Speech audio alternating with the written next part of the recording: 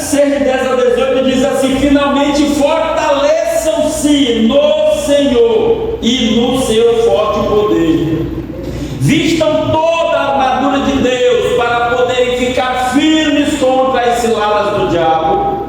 Pois a nossa luta não é contra seres humanos, mas contra os poderes e autoridades, contra os dominadores deste mundo de trevas, contra as forças espirituais do mal nas regiões celestiais. Por isso, vistam toda a armadura de Deus para que possam resistir no dia mau e permanecer inabaláveis depois de terem feito tudo.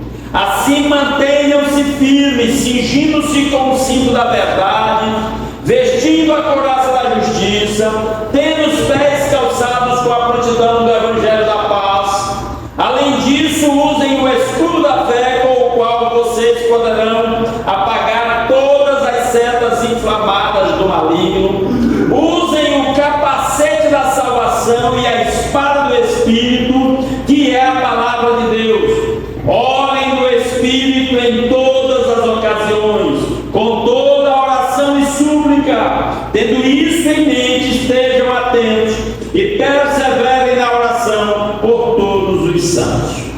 Que Deus aplique a sua palavra aos nossos corações. Nós abordamos semana passada, na quarta-feira, nosso enfoque foi nos versículos 10 a 12. E eu quero falar ainda mais umas coisas aqui a respeito, especialmente do versículo 12. Vamos reler novamente os versos de 10 a 12. Finalmente fortaleçam-se no Senhor e no seu forte poder. Vistam toda a armadura de Deus para poderem ficar firmes contra as ciladas do diabo. Pois a nossa luta não é contra seres humanos, mas contra os poderes e autoridades, contra os dominadores deste mundo de trevas, contra as forças espirituais do mal nas regiões celestiais. Esse é o texto que nós já começamos e que eu quero enfatizar, destacar algumas coisas um pouco mais sobre esse texto. E nós começamos falando semana passada sobre é natural que nós, como seres humanos, mesmo crendo em Deus, mesmo crendo em Cristo, mesmo crendo na palavra de Deus, há momentos em que a gente se sente fraco na fé, sente a nossa fé abalada. Somos seres humanos, somos falíveis, e enquanto tivermos aqui é natural que isso aconteça. Mas há algumas coisas que nós podemos fazer para, se tiver com a fé abalada, fortalecer a nossa fé, ou então para manter a nossa fé acesa, a chama da fé acesa em nossos corações. Às vezes o cristão ora e pede a Deus: ô Senhor, aumenta a minha fé, e está certo, não tem problema orar assim. Mas Deus vai aumentar a nossa fé, nos movendo a tomar as atitudes que vão fazer com que a nossa fé se fortaleça. Vou dizer uma coisa: se não tomarmos as atitudes que fortalecem a nossa fé, nós podemos orar o tanto que for e nada vai acontecer, porque Deus já fez o que precisava ser feito, e às vezes nós não estamos fazendo a nossa parte. Então, voltando para o versículo 10, o apóstolo Paulo, eu expliquei isso quarta-feira passada, estou só fazendo uma reprise aqui rapidamente. Aqui ele está terminando essa carta, e é como se ele estivesse dizendo assim: tudo que eu disse para trás, nos capítulos 1, 2, 3, 4 e 5, e nessa primeira parte do capítulo 6, tem que se tornar algo prático na vida de vocês, porque se não se tornar algo prático na vida de vocês, se não for vivido na prática, não vai produzir resultados bons, positivos. E aí ele está dizendo: se fortaleçam em Deus e no poder de Deus. Cristãos, fortaleça a sua fé em Deus e no poder de Deus. O apóstolo Paulo, que escreveu essa carta, ele deu uma outra dica sobre o fortalecimento da fé. Se você quiser ver depois, está lá em Romanos 10, 17. Ele diz: a fé vem pelo ouvir, o ouvir pela palavra de Cristo. Vai chegar uma insistindo aqui que eu vou abordar esse ponto, mas eu já estou antecipando. Fortaleça-se, tome atitude, faça o que precisa ser feito. Domingo à noite eu falei aqui, muita gente não está vivendo a vida plena e abundante de que Cristo disse que veio trazer, porque não está fazendo a sua parte. Às vezes está precisando de uma atitude, às vezes ficamos procrastinando coisas que já devíamos ter feito e não fizemos, e aí vamos vivendo a nossa vida mais ou menos aí, e não experimentamos a plenitude da vida que Cristo quer para nós.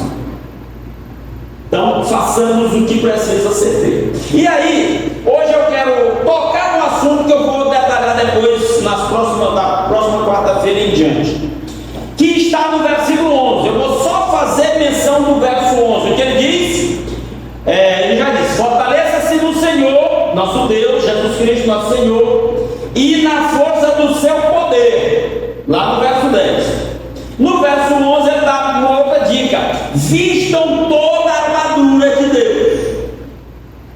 Que é isso? Depois a gente vai detalhar isso mais na frente. Ele diz: vistam toda a armadura de Deus para poderem ficar firmes contra as ciladas do diabo. É uma figura de linguagem para falar desse fortalecimento da fé. Mas essa coisa de vestir a armadura de Deus, eu vou falar depois. Hoje eu quero me deter no verso 12. Olha o verso 12 aí. Pois a nossa luta não é contra seres humanos, mas contra os poderes e autoridades, contra os dominadores deste mundo de trevas, contra as forças espirituais do mal nas regiões celestiais. Primeira coisa, eu vou lhe falar 3 coisas baseadas nesse versículo. Não sei se você está consciente disso, mas se você é um cristão, você está numa guerra. E se você não é cristão, você está no meio dessa guerra também, no meio dessa disputa. Essa guerra é muito bem retratada e eu sugiro a leitura de Apocalipse capítulo 12. Depois você lê lá.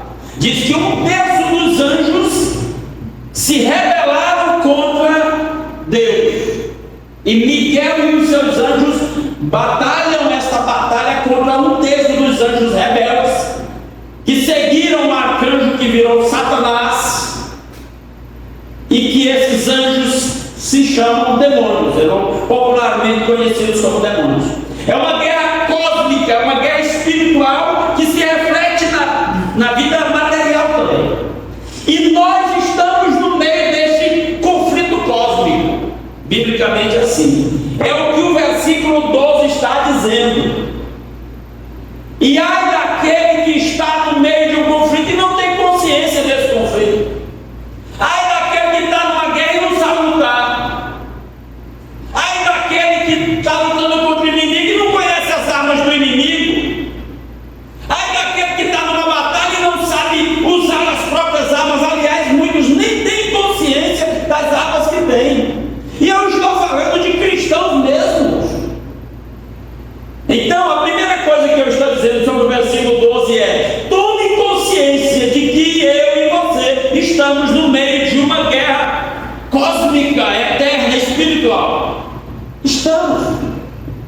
E que ela tem reflexos diretos na nossa vida, inclusive nos governos do mundo. No livro de Daniel fala de várias nações. Na época, o povo de Israel era dominado pelo Império Babilônico, e havia conflitos entre o Império Babilônico, o reino do Egito, o reino da Síria, o reino Medo, a coalizão Medo-Persa. Eram conflitos de nações, e o profeta Daniel tem revelações de Deus, a partir de Daniel capítulo 7 especialmente, falando desses conflitos entre as nações, como reflexos dessa luta cósmica espiritual. Então, essas decisões de governos, que muitas delas são opostas aos princípios de Deus e da sua palavra, são reflexos dessa guerra. Então, nós temos que estar conscientes. A primeira coisa que eu estou dizendo para meus irmãos, não sei se eu vou dizer outra coisa aqui nessa noite. Se você sair daqui pensando: eu estou no meio de uma guerra, eu faço parte dessa guerra e eu quero cada vez estar mais preparado para essa guerra. E aí nós vamos falar na sequência desse estudo aqui sobre as armas que nós dispomos, para você analisar. Você está fazendo uso dessas armas, está batalhando essa batalha. Você, vamos dizer assim, você é proativo nessa guerra ou você está só reagindo aí inconscientemente? Há uma expressão que o pessoal diz, aqui eu acho que usa essa expressão também, lá onde eu nasci, isso é muito comum dizer assim, isso é mais feio do que briga de foice. Briga de foice no escuro. A pessoa está no meio de uma briga de foice no escuro, sem saber o que está acontecendo, é terrível. Pois é, muitos cristãos estão no meio de uma guerra que pode cortar seu pescoço a qualquer momento e não está consciente dessa guerra. E não sabe quais são as armas que ele dispõe para essa guerra. E se não sabe quais são as armas, não luta, não batalha, não guerreia. Isso é muito sério. A ênfase que eu estou dando no versículo 12, vou reler, projetado aí dos irmãos dele, pois a nossa luta, e a nossa aqui se refere a cristãos. E aí, de novo, apesar de Paulo estar se referindo aqui a cristãos, porque cristãos, se outras pessoas que não são cristãos não têm consciência ou nem acreditam nessa guerra, ele está dizendo assim: você é cristão, você deve ter consciência de que você está no meio dessa guerra, saber que ela é real e que você faz parte disso, e você tem que se posicionar de um lado nessa guerra, e que tem muita coisa que você pode e deve fazer, que se você não fizer o que precisa ser feito, você já está derrotado nessa guerra. É mais ou menos isso. Se a gente puder resumir essas palavras de Paulo aqui no versículo 12, seria isso: cristão, tome consciência, você está no meio de um conflito cósmico, espiritual e eterno, que se reflete no seu dia a dia, na sua família, no seu corpo, na sua saúde, na sua saúde mental, na sua saúde emocional, nos seus relacionamentos, na sua carreira, no governo do seu município, do seu estado e do seu país, nas decisões tomadas a nível mundial. Nós estamos no meio de uma guerra, de um grande conflito que se reflete em todas as áreas da nossa vida. Na guerra espiritual. É a primeira coisa a ser dita aqui no verso 12. Mas aí um detalhe que Paulo, uma linguagem que Paulo usa, que é muito importante você entender isso, porque ele diz: pois a nossa luta não é contra seres humanos. Há uma versão da Bíblia que diz: não é contra carne e sangue. Essa versão aqui, de certa forma, tenta explicar para nós. Quando nós precisamos tomar consciência disso. Quando pessoas estão em conflito, por trás ações malignas estimulando aqueles conflitos. Quando, por exemplo, casais estão em conflito, pais e filhos estão em conflito, irmão com irmão está em conflito, vizinho com vizinho está em conflito,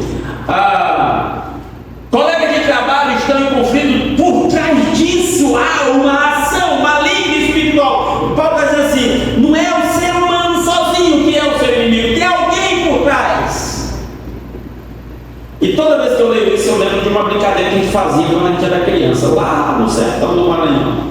A criança não exatamente, já crescidinho aí, junior aí pra frente, adolescente, a gente fazia uma brincadeira maligna.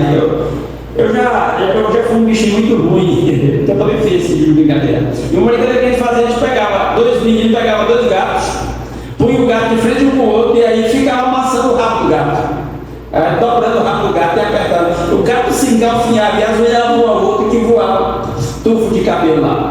Quando meu tio pegava a gente fazendo isso, ele pegava a gente de taca também. Vocês querem pôr os gatos para se engalfinhar aí? A gente estava amassando o rabo do gato e os gatos estavam se engalfinhando e a gente morrendo de rir. Isso é papel de capeta. Paulo está dizendo mais ou menos isso. Ele está dizendo: olha, quando vocês estão se engalfinhando uns aos outros, tem um diabo que está amassando seu rabo aí, fazendo vocês se engalfinhar e zombando de vocês. Essa é uma figura mais ou menos dessa realidade.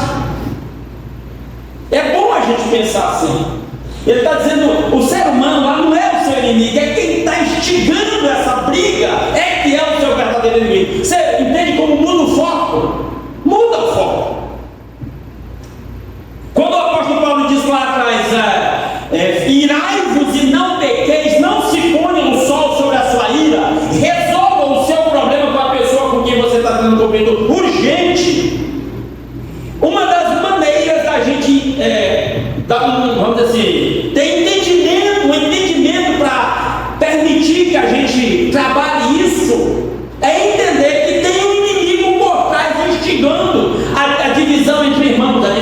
casais, a divisão entre amigos, os conflitos entre todas as situações.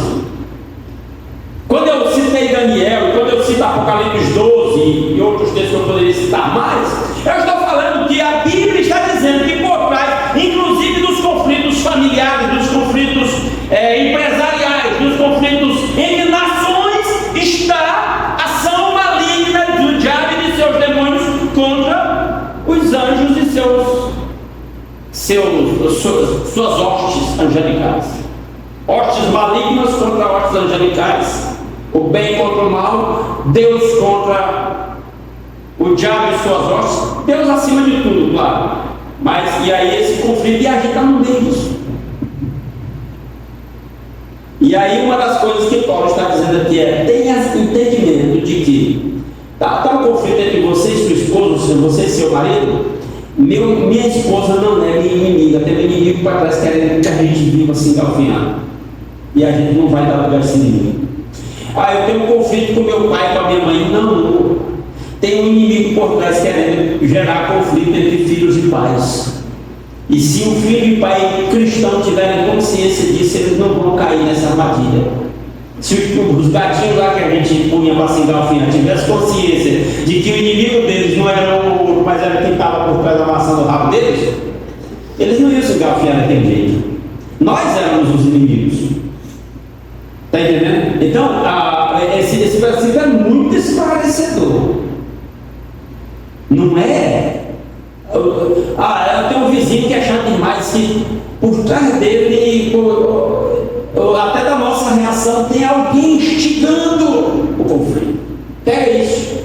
Eu tenho aquele colega de trabalho insuportável. Pois é, o diabo está usando, o diabo usa das nossas fraquezas, das nossas limitações, para instigar esses conflitos. Entenda isso. Então, não sei se algum dos irmãos está enfrentando algum conflito com algum membro da sua família, algum vizinho, algum colega de trabalho, quem quer que seja. Ok, se tiver, ou se isso vier a surgir, entenda. Tem um inimigo por trás querendo instigar, usando as fraquezas uns dos outros, para instigar esses conflitos. E se você for inteligente, você não vai cair nessa armadilha. Eu estou fazendo estudo com várias pessoas aqui no gabinete alguns dias da semana. E eu estava fazendo um estudo hoje pela manhã e eu estava falando dessa questão. De que nós precisamos ter consciência desse conflito espiritual. E que a gente precisa ter a postura correta para vencer essas batalhas. E ele estava dizendo: você não vai brigar comigo. Nós não vamos brigar. Mas a minha esposa, nós estamos há quase 33 anos de casado. 33 não é bem. Aliás, quase 34, que vai fazer em 2024. Quase 34 anos de casado. Nós casamos em 1990. E nós aprendemos a não brigar. Aprendemos a não brigar. Quando um está nervoso, o outro cala. É muito simples. Quando um está nervoso, se eu digo uma coisa com ele me dá uma resposta minha brusca assim, eu calo, espero, deixo passar. Aí outra hora, quando está tudo bem, tudo paz e amor, vem cá, minha gatinha, aí a gente vai conversar. E na calma, na alegria, lá dentro do nosso quarto, deitado na nossa cama, aí a gente conversa, na boa. Aprendemos isso. Eu já pastorei diversas igrejas e eu aprendi isso, inclusive em relação às igrejas. Eu não entro em briga, não entro. Nunca vi alguém dizer: eu briguei até quando resolveu o problema. Não resolveu, não se resolve o problema brigando. E a gente precisa entender isso, que o inimigo usa. Eu tenho que pôr na minha cabeça que o meu cônjuge não é meu inimigo, meu filho não é meu inimigo, meus pais não são meus inimigos, meus irmãos não são meus inimigos, meus irmãos na fé não são meus inimigos, meus colegas de trabalho não são meus inimigos. Eles têm lá suas fraquezas, suas deficiências, seus vícios, mas o inimigo verdadeiro usa essas fraquezas, esses vícios, para desencadear esses conflitos. E se você tem consciência disso, aí a coisa toma outra dimensão. Aí a guerra toma outra dimensão. Aí faz sentido, a gente ter consciência disso, aí faz sentido usar as verdadeiras armas, a armadura que ele vai dizer aqui na sequência que a gente vai falar depois. E a última coisa que eu quero compartilhar com meus irmãos aqui alguém aqui acredita em ET? Já ouviu falar de ET, OVNI, objetos voadores não identificados? Pessoal, a NASA já viu, tirou foto de OVNI, não sei o que, de grupo de avião, ET, essa coisa toda. Eu acredito em ET. Eita, pastor, o senhor está ficando doido? Pois é, eu acredito em ET. E agora o que você vai fazer?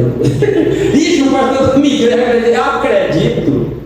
Eu acredito em pelo menos 8 tipos de ET. Esse texto aqui fala de 4, e existem outros 4 que correspondem a esses 4 aqui. Eu não acredito muito em muitas coisas que são ditas a essas aparições, essas coisas. Eu acho muito isso é armação. Mas eu acredito em seres de outros níveis e de outras dimensões, inclusive com níveis de inteligências muito superiores do que nós, seres humanos. Eu acredito nisso. Olha de novo o versículo 12. De novo, vamos ler? Presta atenção na minha mão aqui, ó. Pois a nossa luta não é contra seres humanos. Essa parte ficou clara, né? Por trás das fraquezas dos seres humanos tem seres espirituais que extingam os conflitos entre seres humanos. Quais são esses seres humanos? Ele chama assim, ó. Mas contra poderes, 1. 2. Autoridades, 3. Contra os dominadores deste mundo de trevas, 3. E 4. Contra as forças espirituais do mal nas regiões celestiais. Ele diz que eu creio em 4 tipos, aliás, em 8 tipos de ETs. Pois aqui eu estou dizendo 4 que, vamos dizer assim, seres espirituais malignos decaídos. Ele chama, essa Bíblia chama por esses nomes, tem aquela versão mais erudita, diz assim: principados, potestades, poderes do mundo tenebroso, forças espirituais do mal nas regiões celestes. São hierarquias malignas. Eu colocaria isso, vamos dizer assim, abaixo de nós. Hierarquias malignas que nos puxam para as profundezas. Principados, potestades, poderes do mundo tenebroso, forças espirituais do mal nas regiões celestes. São seres espirituais de diversos níveis de força, de poder maligno abaixo de nós. E isso corresponde diretamente a outros seres espirituais benignos ou divinos, vamos dizer assim, que a Bíblia menciona, que são eles: anjos, arcanjos, principados, anjos, arcanjos, querubins e serafins. Serafins sendo os mais altos, que adoram a Deus e exaltam sua santidade em volta do trono de Deus. Está lá em Isaías capítulo 6. São os serafins, os seres mais elevados em poder e glória. Eles estão mais próximos de Deus do que de nós, vamos dizer assim. Abaixo deles estão os querubins, que são apresentados como generais do exércitos celestiais. E aí Daniel fala de querubins que lideram exércitos celestiais. Abaixo dos querubins, aí, cada um desses está mais próximo de nós, estão arcanjos, que também são comandantes de pelotões do quarto escalão. E aí a Bíblia fala de anjos, que a Bíblia diz que estão mais próximos de nós. Lá em Hebreus 1, parece que é o verso 15, ele diz que há anjos que Deus coloca para servir os servos de Deus. Você já viu isso aí? Vamos conferir?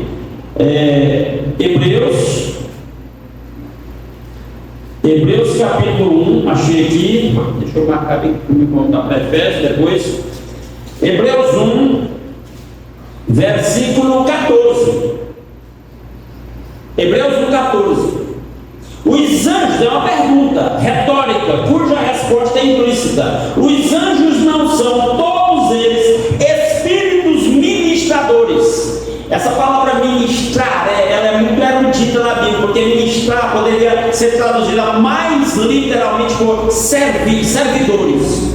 Nós podíamos traduzir isso aqui dizendo assim: os anjos não são todos eles espíritos servidores, enviados para quê? Para servir quem? Aqueles que hão de herdar a salvação. Nós temos anjos ao nosso lado que Deus manda para nos servir, para cuidar de nós. Você sabia que você foi livre de muito acidente de carro aí pela rua? Você foi livre de gente, de assaltante que não encontrou, que não cruzou seu caminho. Você foi livre de pegar um vírus, de uma doença por aí, e que tinha um anjo lá desviando de você? Pois é. Do jeito que os serafins estão mais próximos de Deus e distantes de nós, os anjos estão mais próximos de nós e vão distantes de Deus. Entendeu? Porque eles são enviados para operar a nosso favor. Então, quando a gente pega lá em Efésios capítulo 6, verso 12, que ele fala dessas 4 hierarquias malignas, que são principados, potestades, poderes do mundo tenebroso, forças espirituais do mal nas regiões celestes é sinal de mundo espiritual, outras dimensões que giram aí ao nosso redor. E aí do outro lado nós temos o que? Serafins, querubins, arcanjos e anjos. Você vê que elas correspondem. E lá em Apocalipse diz que o diabo levou 1/3 dos anjos para se rebelar contra Deus. Apocalipse 12. E aí Paulo está dizendo que nós estamos no meio dessa guerra, dessas hostes, de um lado e de outro. Pegou isso aí, deu para entender essa questão. Não sei se você concorda comigo, mas o fato é, nós estamos no meio desse grande conflito cósmico e poderoso que está nessa batalha. Só para concluir aqui, olha lá, vamos dar uma analisadinha rapidamente em Apocalipse 12, para você ver essa coisa. Se a irmã vai poder projetar aí para nós, vamos. Apocalipse 12, presta atenção aí, ó. Eu vou só ler aqui, não vou nem detalhar muito porque já passou do tempo. Vamos lá. Apareceu no céu um sinal extraordinário, mas depois lá, ó. Uma mulher vestida do sol, com a lua debaixo de seus pés e uma coroa de 12 estrelas sobre a cabeça. Essa mulher aí é Israel, a nação de Israel. As 12 estrelas sobre a cabeça são os 12 patriarcas da nação de Israel. Ela estava grávida de quem? Do Messias, o Cristo, Jesus. A nação de Israel foi criada para nascer o Messias, o Cristo, o Filho de Deus. E gritava de dor, pois estava para dar à luz. Gritar de dor eram os muitos conflitos que Israel enfrentou durante toda a sua existência. Outro dia a gente lê isso com mais detalhes. Vamos lá, versículo 3. Então apareceu no céu outro sinal, o quê? Um enorme dragão vermelho com 7 cabeças e 10 chifres, tendo sobre as cabeças 7 coroas. Isso aqui é o diabo, ele vai dizer mais na frente, que também é chamado de Satanás. Olha o verso 4. Sua cauda arrastou consigo 1/3 das estrelas. 1/3 das estrelas aqui são seres espirituais angelicais, que ele arrastou consigo na sua rebelião contra Deus. 1/3 das estrelas do céu, lançando-as na terra. Esses seres espirituais estão agindo e os reflexos das suas ações são sentidas aqui na terra. Aí ele diz, lançando-as na terra. O dragão pôs-se diante da mulher Israel, que estava grávida, da mulher que estava para dar à luz, para devorar o seu filho, para destruir Jesus Cristo. No momento que nascesse, lembra do Herodes? Mandou matar as criancinhas, está aqui descrito detalhadamente. Ela deu à luz um filho, um homem que governará todas as nações com cetro de ferro. Quem é esse homem? Jesus. Seu filho foi arrebatado para junto de Deus no seu trono. Quando? Depois da morte e ressurreição, Jesus foi para o céu. Verso 6. A mulher fugiu para o deserto. E no ano 70, o Império Romano destruiu Jerusalém e os judeus se espalharam pelo mundo todo. Isso é a mulher fugindo para o deserto, para um lugar que ele havia sido preparado por Deus, para que ali a sustentassem durante 1260 dias, cada dia correspondendo a um ano da dispersão de Israel até o retorno, quando o Estado de Israel, em 1947, retorna, é reconhecido como Estado. Versículo 7, olha aí o que 7. Houve então uma guerra no céu. O céu é o mundo espiritual. Miguel e os seus anjos, ou seja, um querubim com as outras hostes angelicais, ele dispensa os serafins, que eles estão lá em volta do trono de Deus, adorando, servindo a Deus. Mas Miguel, um querubim, então ele com os seus anjos, com a sua hoste de guerra, lutam contra o dragão, ou seja, principais, potestades, poderes do mundo tenebroso, forças espirituais do mal da região celeste, e os seus anjos revidaram. Verso 8: mas eles não foram suficientemente fortes e assim perderam seu lugar no céu. Essa guerra começa no mundo espiritual. E aí ele diz, verso 9: o grande dragão que foi lançado fora, ele é a antiga serpente, chamada o quê? Diabo ou Satanás, que engana o mundo todo. Ele e os seus o quê? Anjos foram lançados à terra. Você está entendendo? Então nós estamos falando de hierarquias do bem, serafins, querubins, arcanjos e anjos, e do outro lado, hierarquia do mal, principados, potestades, poderes do mundo tenebroso, forças espirituais do mal das regiões celestes, e ele diz também conflito, e nós estamos ali no meio. E aí tem muita coisa que a Bíblia diz que nós podemos fazer nessa guerra, porque senão nós já perdemos a guerra. Se você não tiver consciente da guerra, já perdeu a guerra. E aí quarta-feira a gente volta a esse assunto.